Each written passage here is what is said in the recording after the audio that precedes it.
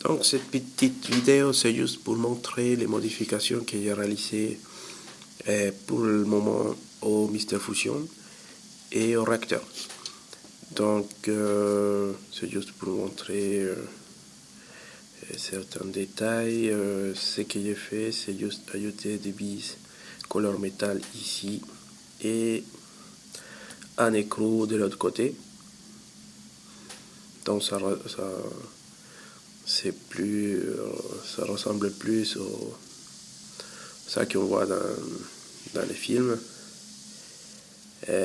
Aussi, presque tous les vis extérieurs, j'ai changé de couleur. Donc, j'ai mis des bises, là par exemple, j'ai mis des bises en couleur métal. Et là, pour cette partie-là, non, c'est une partie qui il est pratiquement pas très visible dans les films, mais par moment on arrive à voir que c'est cette partie-là. Donc ce que j'ai fait, c'est sur la même pièce qui était fournie, j'ai appliqué un peu de couleurs métallisées. Et après j'ai ajouté un petit tube en aluminium. Et ça donne la forme qu'on voit, quoi. Donc comme ça, de loin, ça a l'air de ressembler.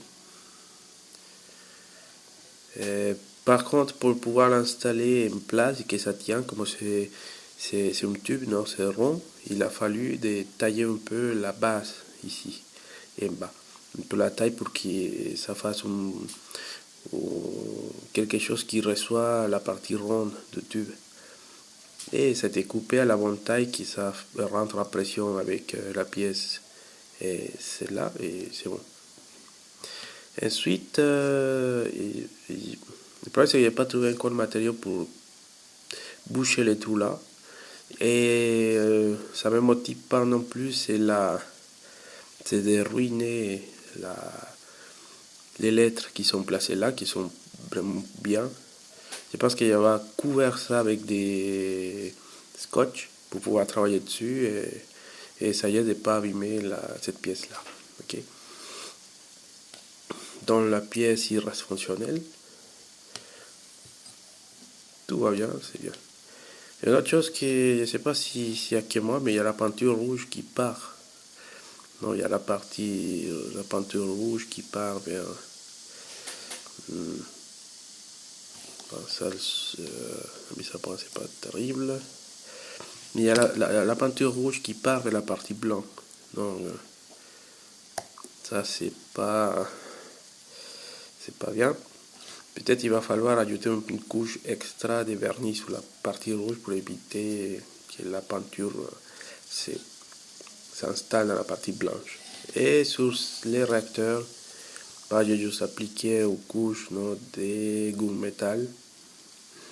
Comme ça, l'aspect, ça fait un aspect plus métallisé. Il me semble que sur les films, il s'agit d'une couleur noire.